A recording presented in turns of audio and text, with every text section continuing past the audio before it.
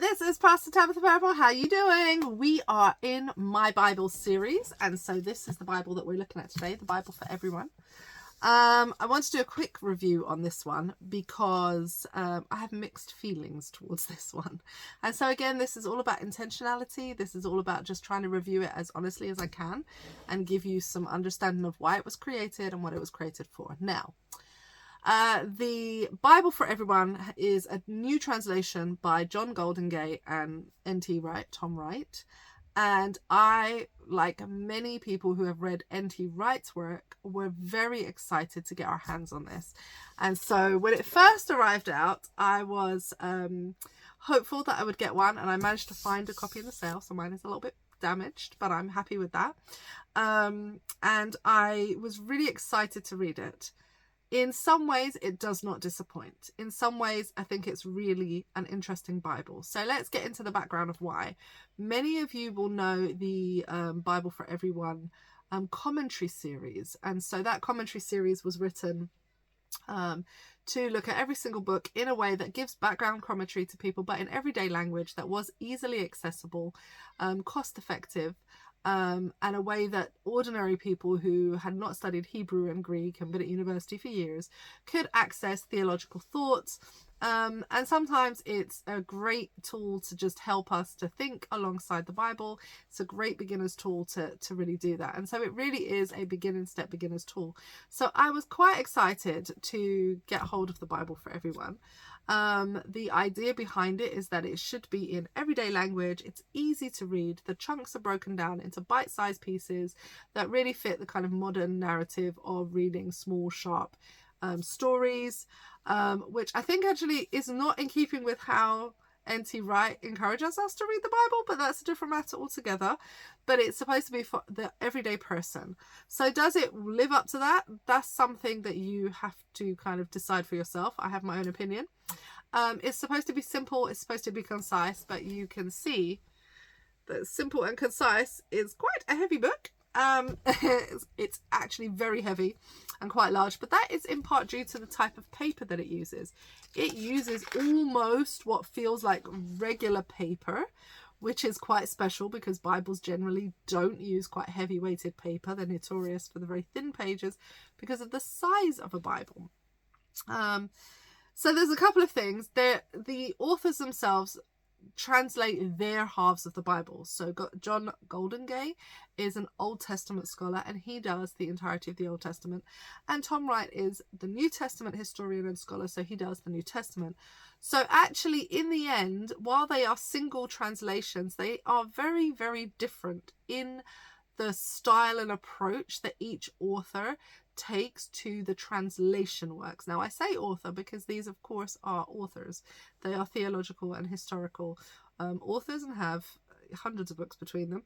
So that is something to think about when you're looking at the translation. The scholarship is there, the history is there, the ideas are there, and they're going to try and put this into the everyday language. Now, if I think about NT Wright's half, which is the New Testament, there are some really great hits that I really love about it, and the way that he heads his sections, the way that the text is broken down actually is really helpful.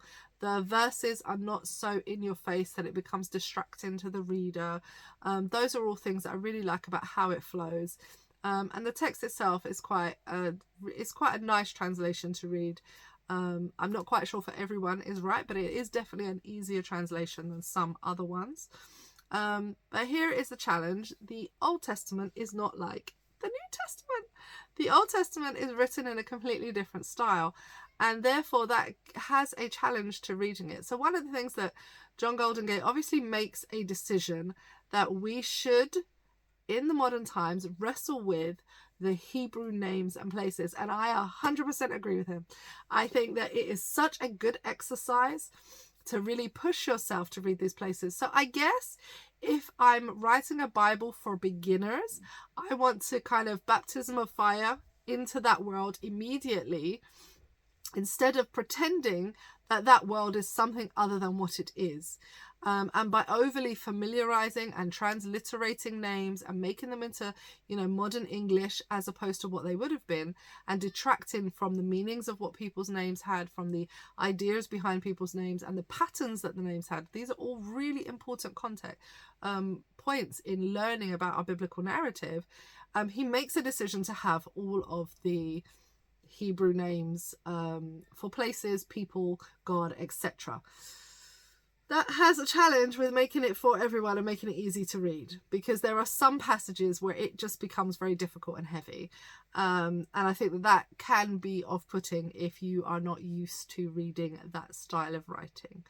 But on the other hand, I think it's really important to note that we are not reading something that was written in the 21st century. When we're reading translations that are meant for our comfort, to help us read and understand the biblical narrative, they are about people thousands of years ago with their names and their places and their history.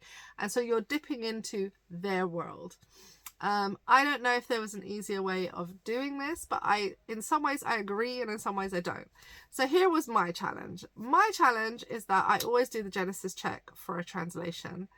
And I was so disappointed when I opened Genesis chapter 2 and the heading for the creation of the woman version, the female version of human, was the helper. I was so disappointed. I just felt like decades worth of work on understanding this text got thrown under the bus in 10 seconds of me realizing that he's just gone the helper, even though that's not the best translation of Ezekanegdo. So that really just left me feeling a little frustrated, if I'm honest, because he knows, and I know, and we know that in the English, the helper does not have the same weight that the human has. And so, yeah, for me, that was a little frustrating. I'm going to be honest with you. And to be fair, it made me hide the Bible at the back of my shelf and refuse to read it. So I'm going to be honest about how I felt about it and how strongly I felt about it. You may not have those feelings, and that's okay. You don't have to agree with me. It's okay to pick your own. As I said, it's all about understanding what the Bible is, that you're particularly, what translation you're reading, who's translated it, why they're translating it, what's the purpose. And so there are some distinctions that obviously you get very quickly. And I think that's fine. As I say, there are things that I absolutely love about it, and there are things that I would have preferred maybe slightly differently. I'm going to show it to you because you're going to immediately see there is something that I think a modern reader, unless you read newspapers, which we don't really read anymore in paper format, you may see very quickly that this is still not like what you would expect from a modern Bible. But maybe that's just my understanding. So let's get into it. Let's have a look and let's show you what the Bible for everyone is. As I said, this is a Bible that made me so excited because, you know, having someone with the level of insight, work, historical knowledge, translating is amazing. And so it's such a gift. And whether you use it just to, you know, get an understanding of their theology and their translation skills, it's always, you know, it's just a nice addition to the library, I think. Personally, even though I put it at the back of my shelves, I'm returning it a bit to the front so that I could dip into it a bit more when I'm feeling less prejudiced towards it. So let's have a look. Okay, so here it is. It is a big Bible. So if I put it next to some other translations or some other ones, I mean, these are pocket-sized things that I have. You can see the kind of difference. This is the journal that I used with the pocket-sized Bible. So you can kind of see that there is a big difference on size. And I guess that's the first thing that a person who's never read the Bible has to get over. The Bible is not one book, even though we present it like that. It is 66 or more books, depending on your particular translation. And therefore, it is going to be a monumental. So when it says for everyone, if you are a beginner reader, you probably just want to pick up one copy of the Gospel without trying to do this whole thing. And just to know that there is some. So the first thing to say is, take a look. What do you see? You see columns. I was quite surprised to see columns myself, because I thought if it's meant for, you know, the modern reader, maybe it would be better to have it going across, but each to their own. This works. In terms of the layout and the cleanness of the page, actually this works. It doesn't have footnotes. It is for everyone, so it doesn't have the excessive footnotes that that other Bibles have, because of course it's made a decision that this is the translation it's going with. This is for the beginner reader, or the person who's beginning to really push themselves theologically. So, you know, in that stage of where you're like, oh, I want to read something maybe that is going to give me that little push extra. So they've removed kind of the footnotes and just made a decision about their translations.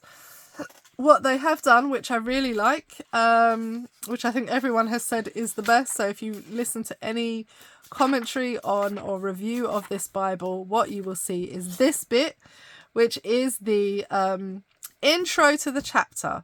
And so the intros to the books are really fascinating. Some of them are very funny. They're very well written, of course, and they have this really good understanding. They really do bring out the best of both worlds of their Bible for Everyone commentaries plus the translation. You get that kind of spice to it, if I say it like that.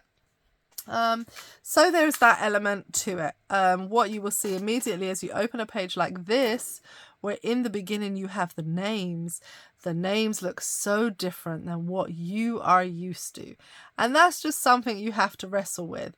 I think the reminder constantly that you are not reading a book written 5 minutes ago. You are reading a book that is thousands and thousands of years old, about people that you do not live in similar cultures to, and therefore you're going to be uncomfortable reading it is okay. I don't know whether it says that throughout, but I think that's something that we have to wrestle with in the modern times. We keep trying in some ways to make it more comfortable to us, translating people's names, and we do it to real life human beings where we translate their names. And that's not necessarily helpful. So here is just an example of some of the names, and of course you immediately see some of the differences, but you also get a sense of how the text is laid out, how the descendants are laid out, things like this to help actually to understand. And so when you have like David's line laid out, it's really just a little bit helpful. Throughout they have maps to keep you centered on where you are. I find those really helpful because sometimes it all just kind of mishes into one. So having a map so that you can have a good, okay, this is where we are in the story. This is, oh, these are the people. Okay, we're talking about the same place, is actually really helpful to have those constantly throughout the text. And so I think it just gives you that grounding place of how they maybe change names, how they, how things are moving along. So, it's overall, I think it's good to have the access to. I will say one thing I have noticed about this particular translation is that it's cost effective. I think I've talked about this before. Some Bibles can be really quite expensive and inaccessible to people. This particular one, at the moment at least, everywhere I've seen it, is about £20, £25 at most. So it's quite accessible to the everyday person. I think maybe if I could say anything, it's that I wouldn't have gone with the columns issue, personally speaking, but maybe that would have changed the layout and wouldn't have had these kind of snappy little pieces everywhere with the, great headings and titles to give you those clues. What I would have liked to maybe see is some of the Gospels being released as singular books to help people to read that. I had a sneaky look and I think that's being done. But if you're going to have a book for everyone, I think in some ways you have to break it down into smaller pieces so it becomes manageable. But, I mean, as you can see, in terms of the way it's laid out, in terms of the cleanness of the page, the shadowing that normally happens. I mean, I did a Bible review recently where the shadowing was so bad I couldn't even read the text. Whereas here you've got a really clean, crisp piece of paper, which is so lovely if you're a person who uses Bibles. So it's really helpful. And, that's basically what my point is. As I said, I hid it at the back of the shelves because I got quite frustrated with John Goldingay's translation back there of the human female, but each to their own. It's just something to note in the text. So enjoy, I think, and, you know, play with it and see if it's something that suits you. If you like it, maybe you do, maybe you don't, but that's entirely up to you in the end. I don't think anything is lost by having it in your diary, or in your repertoire, I should say, in your repertoire, to be able to use it. So yeah, just to give fresh insights and understandings. All right, all the best. Bye-bye.